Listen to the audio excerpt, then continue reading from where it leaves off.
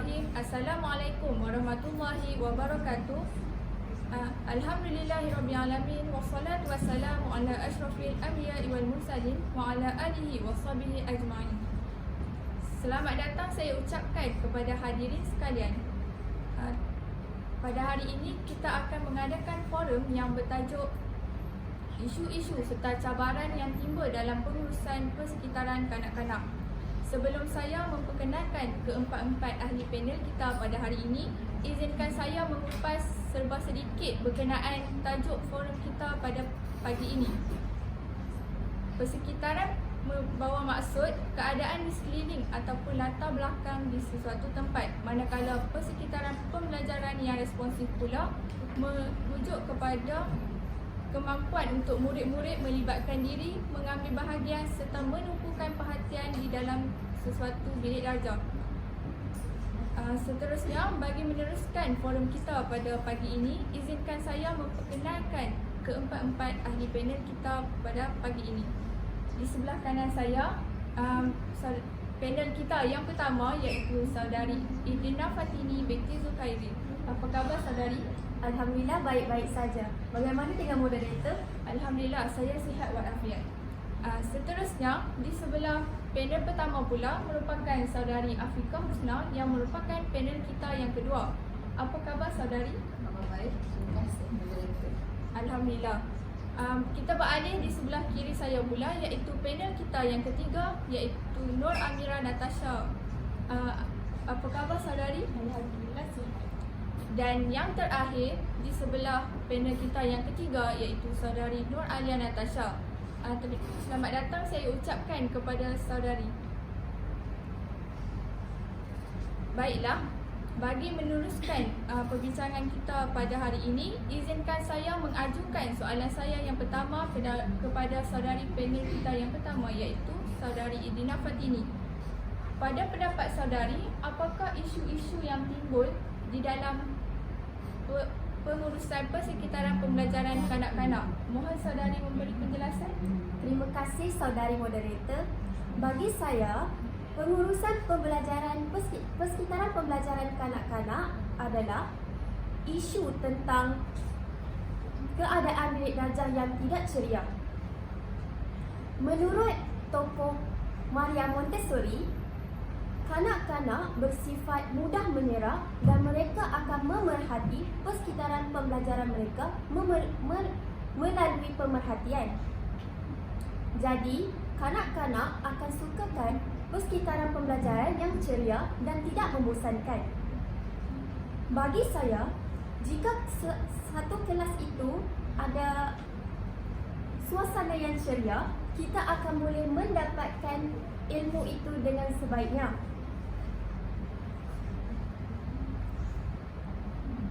Kanak-kanak akan lebih seronok dengan situasi yang menceriakan dan akan rasa lebih selesa dengan keadaan kelas begitu.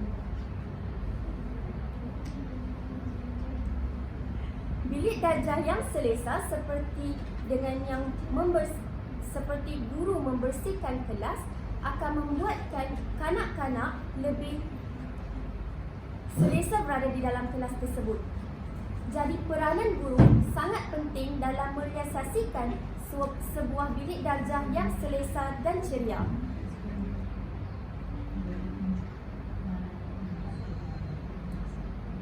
Bagi saya juga, sebuah bilik darjah yang ceria akan menaikkan semangat kanak-kanak untuk lebih seronok datang ke bilik darjah mereka setiap hari.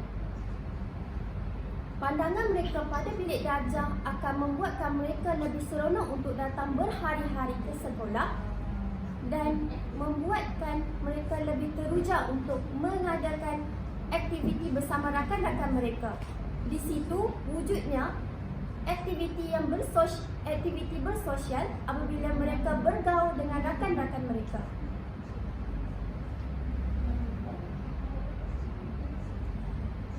Bilik darjah yang ceria akan mewujudkan semangat kepada mereka untuk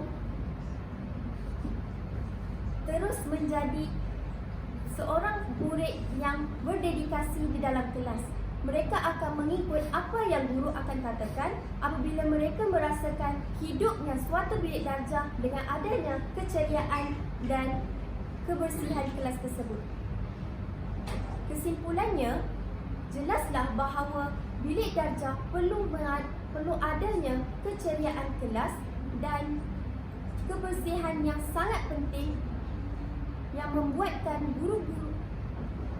membuatkan kanak-kanak akan lebih rasa seronok untuk datang ke kelas. Hari pertama mereka ke prasekolah akan menentukan sama ada mereka suka ataupun tidak untuk datang pada hari-hari seterusnya. Sekian sahaja daripada saya. Terima kasih. Terima kasih saya ucapkan kepada panel kita yang pertama di atas hujah-hujah yang disampaikan pada saya sangat jelas. Seterusnya, kita beralih kepada ahli panel kita yang kedua bagi menjelaskan berkenaan isu-isu yang timbul dalam persekitaran pembelajaran kanak-kanak. Baiklah saudari, pada pendapat saudari, adakah persekitaran yang tidak berdasarkan pembelajaran abad ke-21 merupakan antara isu yang timbul di dalam pengurusan persekitaran pembelajaran kanak-kanak? Mohon saudari jelaskan. Bismillahirrahmanirrahim. Terima kasih saya ucapkan kepada saudari moderator. Ya betul. Tiada unsur persekitaran pembelajaran yang membawa ke arah abad ke-21 merupakan salah satu isu dalam persekitaran pembelajaran kanak-kanak.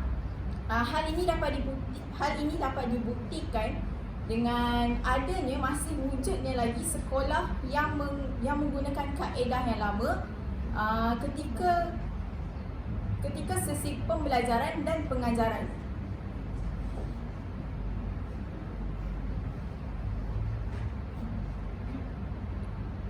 Persekitaran pembelajaran abad ke-21 seharusnya dan digalakkan untuk digunakan di semua sekolah, terutama pada peringkat prasekolah.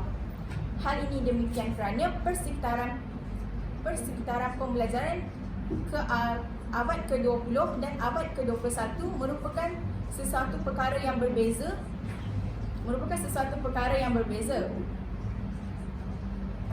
Hal ini disebabkan oleh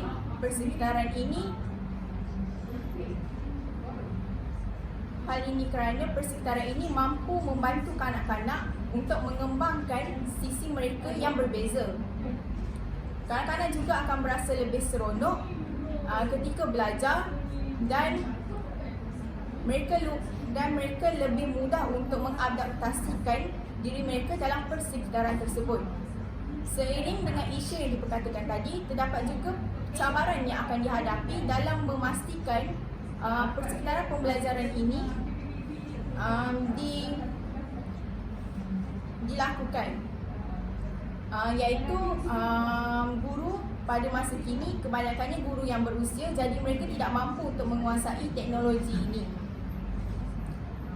Hal ini demikian kerana guru yang lebih berusia lebih mudah dan lebih selesa untuk menggunakan kaedah yang lama dalam medium mengajar mereka seperti penggunaan papan putih.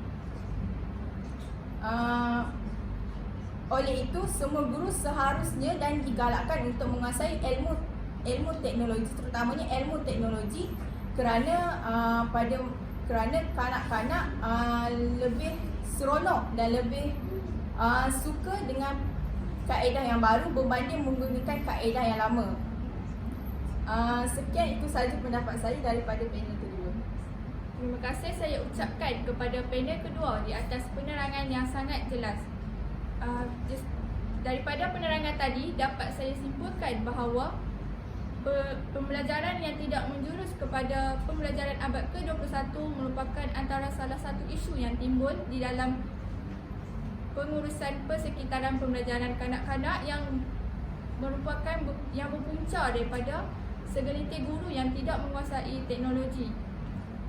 Jadi kita teruskan lagi perbincangan kita dengan mengajukan soalan kepada panel kita yang ketiga, iaitu saudari Amira Natasha. Baiklah, apakah isu-isu serta cabaran lain yang pada pendapat saudari wujud di dalam pengurusan persekitaran pembelajaran kanak-kanak. Jadi dengan itu saya memohon saudari memberikan penjelasan berkenaan isu-isu tersebut. Terima kasih kepada saudari moderator atas soalan yang diajukan. Okey, saya akan mengulas berkaitan dengan isu dan cabaran dalam pendekatan belajar melalui bermain dalam pengajaran bahasa untuk kanak-kanak di prasekolah.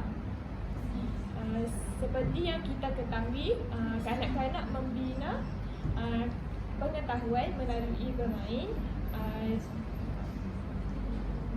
Seperti yang kita tahu, kanak-kanak dapat membina pengetahuan melalui pembelajaran yang bermakna seperti belajar melalui bermain. Okey, di Malaysia, prinsip utama dalam pembelajaran ialah belajar melalui bermain. Okey, seharusnya guru-guru dari peringkat prasekolah, sama ada mereka dari sektor swasta atau kerajaan, perpaduan ataupun kemas, mereka dikehendaki menggunakan pendekatan belajar melalui bermain.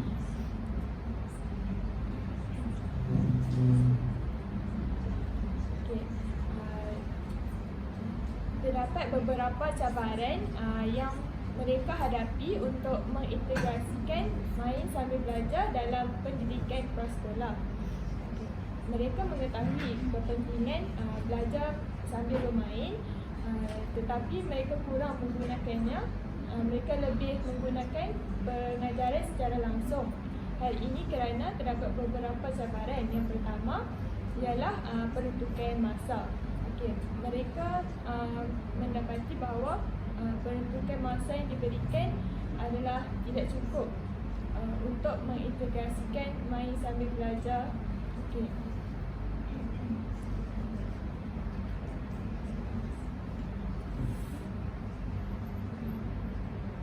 Peruntukan masa yang diberikan oleh KSPK sebanyak 4 jam dikatakan tidak cukup. Oleh itu, guru-guru perlulah bijak dalam menstrukturkan aktiviti pembelajaran kepada kanak-kanak dengan pembelajaran yang berkesan supaya mereka dapat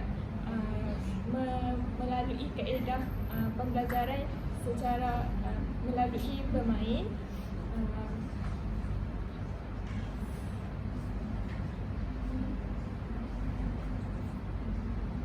Okey, cabaran yang seterusnya ialah pengurusan bahan.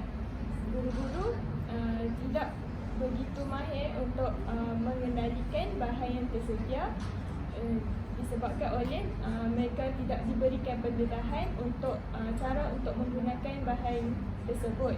Oleh itu, bengkel untuk cara untuk menggunakan bahan-bahan yang disediakan perlulah diadakan supaya guru-guru dapat menggunakannya dalam proses pengajaran dan pembelajaran dilakukan di prasekolah.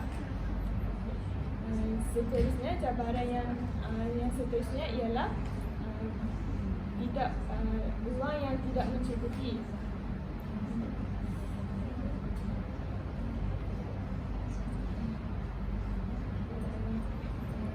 Guru-guru mendakwa bahawa mereka apabila mereka hendak melakukan aktiviti belajar sambil bermain, mereka tidak mempunyai ruang yang mencukupi untuk melaksanakan aktiviti-aktiviti tersebut. Jadi mereka lebih menggunakan pengajaran secara langsung.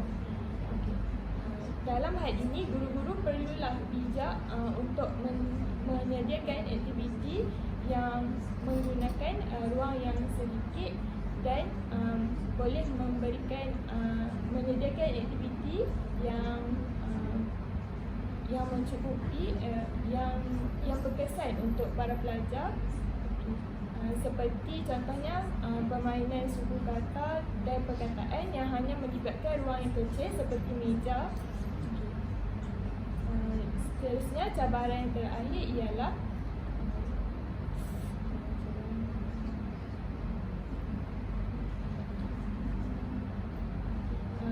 sokongan daripada pihak pentadbir dan juga ibu bapa. Okay. Kerana daripada pihak pentadbir dan ibu bapa yang menghendaki para pelajar ni boleh membaca, memberikan pesan kepada guru untuk melaksanakan pengajaran secara langsung dan mereka tidak melaksanakan pendekatan belajar melalui bermain. Okay, dalam hal ini guru-guru melaksanakan pengajaran secara langsung untuk mencapai hasil pembelajaran yang dikehendaki. Oleh itu, guru-guru seharusnya bijak berkomunikasi dengan ibu bapa untuk menjelaskan tentang kepentingan belajar sambil bermain kepada kanak-kanak dan menjelaskan tentang pesan yang dapat kanak-kanak perolehi daripada pelaksanaan pembelajaran sambil bermain. Saya rasa perkongsian saya setakat ini sahaja. Sekian, terima kasih. Terima kasih saya ucapkan kepada saudari panel kita yang ketiga di atas penjelasan yang sangat padat sebentar tadi. Seterusnya, kita beralih kepada ahli panel kita yang keempat iaitu saudari Alia Natasha. Pada pendapat saudari, adakah bilangan murid ini mempengaruhi saiz kelas dan juga merupakan salah satu isu yang timbul di dalam pengurusan pembelajaran persekitaran kanak-kanak? Mohon saudari jelaskan. Terima kasih kepada saudari moderator atas pertanyaan saya tersebut. Soalan yang agak menarik dan baik yang boleh saya uraikan dengan lebih lanjut. Sebagaimana yang kita ketahui, bilik darjah merupakan tempat yang paling penting bagi pelajar untuk menjalankan aktiviti pengajaran dan pembelajaran, kerana dalam bilik darjah dia mengandungi pelbagai bahan-bahan yang dapat meningkatkan kemahiran mereka. Jadi oleh disebabkan itu, kanak-kanak ni lebih banyak meluangkan masa mereka untuk berinteraksi bersama guru dalam kelas. Sungguh pun begitu, terdapat isu yang muncul iaitu isu bilangan murid yang melebihi saiz kelas yang bilangan murid yang ramai sehingga yang tidak sesuai dengan saiz kelas yang kecil. Bilangan murid yang ramai ini dia akan dalam sesebuah kelas yang kecil, bilangan murid yang ramai akan meminimumkan penggunaan perabot dalam sebuah kelas. Sebagai contoh, dalam sebuah kelas, kursi dan meja hanya diperuntukkan sebanyak 25 bagi 25 orang murid. Disebabkan oleh pertambahan 2 orang yang menjadikan bilangan murid dalam kelas tersebut menjadi 27 orang, kelas tersebut akan menjadi lebih sempit. Jadi bila kelas ini menjadi sempit, sudah tentu pergerakan guru dengan pelajar ni akan menjadi terhad. Hal ini secara langsung akan menjadikan kanak-kanak ni belajar dalam keadaan yang tak selesa sebab persekitaran yang sangat sempit yang menyukarkan mereka untuk berinteraksi bersama guru dan juga pelajar yang lain. Selain itu, saiz kelas yang kecil juga akan menyukarkan guru untuk mengawal kelas mereka dengan lebih baik.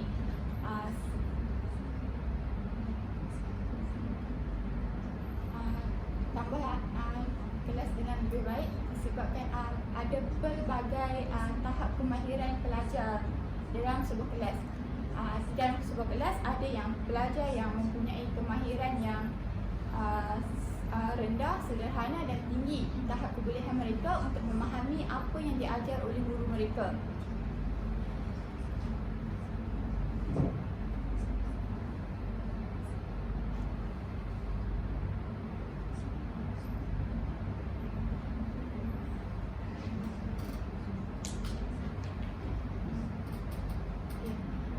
Apabila terdapat perbezaan tahap penguasaan mereka ini, secara tidak langsung dia akan mempengaruhi guru itu untuk mengajar kanak-kanak tersebut. Contoh macam bila ada pelajar yang menguasai kemahiran dengan lebih baik, mereka akan memandang rendah kepada pelajar yang tahap penguasaan yang lemah, yang akan menimbulkan perasaan rendah diri dan ketepian dalam segi pembelajaran. Oleh itu, bila mereka ini hilang minat, mereka akan cuba melakukan aktiviti-aktiviti yang mengganggu sesi pengajaran dan pembelajaran dengan melakukan seperti membuat bising, mengganggu rakan dan bergerak ke sana ke sini. Hal ini akan menyebabkan kanak-kanak yang ingin belajar ni berasa terganggu dengan pergerakan mereka yang menyebabkan mereka mudah hilang fokus sepanjang sesi pembelajaran.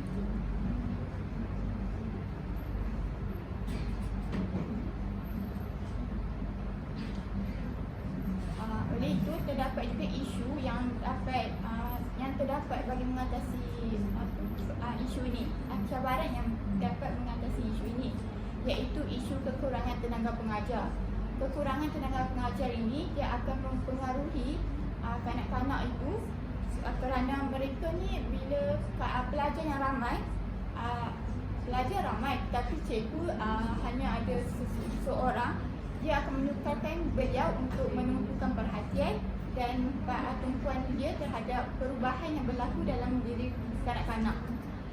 Cabaran yang kedua adalah isu kekurangan penubuhan prasekolah atau tadika di kawasan pedalaman yang padat. Di dalam sesebuah daerah hanya terdapat 2 hingga 3 buah prasekolah. Sedangkan bilangan murid yang yang terdapat, bilangan murid adalah lebih ramai daripada apa yang telah ditetapkan oleh kerajaan. Pertambahan murid ini akan menyebabkan persekitaran kelas itu menjadi kurang selesa dan sesak. Hal ini juga secara tidak langsung akan menyebabkan kanak-kanak ini dia belajar dalam keadaan yang tidak tenang dan suasana yang sangat panas disebabkan oleh pengudaraan dan pencahayaan yang tidak baik. Oleh itu, bagi mengatasi masalah ini, saya rasa kerajaan boleh mempertimbangkan untuk menambah bilangan tenaga pengajar dan bilangan penubuhan prasekolah di kawasan pedalaman yang padat ni, supaya masalah ni dia tidak akan berlaku dan secara langsung akan menjadi keselesaan kepada murid-murid yang lain. Baiklah, saya rasa itu saja kongsi daripada saya. Terima kasih. Terima kasih saya ucapkan kepada saudari panel kita yang keempat. Baiklah, sidang hadirin yang saya hormati, demikian tadi merupakan Demikian tadi merupakan hujah-hujah yang telah disampaikan oleh keempat-empat ahli panel kita pada hari ini. Berdasarkan hujah-hujah tadi, dapat saya simpulkan bahawa masih terdapat beberapa isu serta cabaran yang timbul di dalam pengurusan persekitaran pembelajaran kanak-kanak. Jadi, semua pihak seharusnya berganding bahu bagi menyelesaikan isu-isu ini agar kanak-kanak dapat belajar di dalam persekitaran pembelajaran yang kondusif. Seterus, saya juga ingin mengucapkan ribuan terima kasih kepada keempat-empat ahli panel kerana sudi meluangkan masa pada hari ini bagi kita sama-sama membincangkan tentang topik pembincangan kita pada hari ini. Sebelum kami mengakhiri majlis, izinkan saya menyampaikan serangkap pantun. Di langit ada pelangi, tidak lupa ku hitung warnanya. Cukup sekian daripada kami. Terima kasih di atas perhatiannya. Saya juga ingin mengucapkan ribuan terima kasih kepada sidang hadirin yang sudi meluangkan masa bersama-sama bagi menyertai forum kita pada hari ini yang bertajuk isu-isu dan cabaran dalam persekitaran pembelajaran kanak-kanak. Kami juga ingin memohon 1000 maaf sekiranya terdapat kurang daripada pihak kami. Sekian, Assalamualaikum warahmatullahi wabarakatuh.